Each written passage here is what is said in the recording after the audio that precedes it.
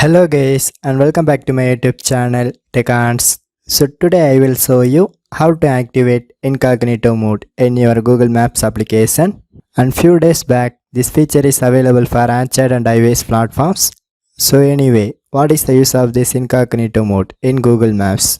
And this incognito mode function is same when compared to other applications like YouTube, Google Chrome and etc. Which means that when you turn on this feature, your Google Maps activity like places you search want to be saved to your Google account.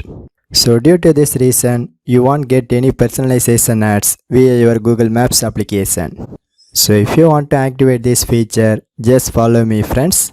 So first of all, open your Google Maps application in your Android mobile or iOS device. Now in this map section, you can press your profile icon and it is placed at almost top of right side corner, and it shows my Google accounts and followed by I get this incognito mode settings. So just press this turn on incognito mode option. So and then you can see now my Google Map is starts to turn on this service, and then it shows a notification, so you can click to close it. So finally this feature is successfully activated. In top of search bar, you can note one thing, it shows incognito mode is on.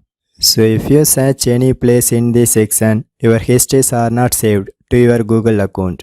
At same time, if you does not like this feature, so same way, you can press this incognito mode icon and then press turn off incognito mode option, and it automatically goes to normal mode of Google Maps.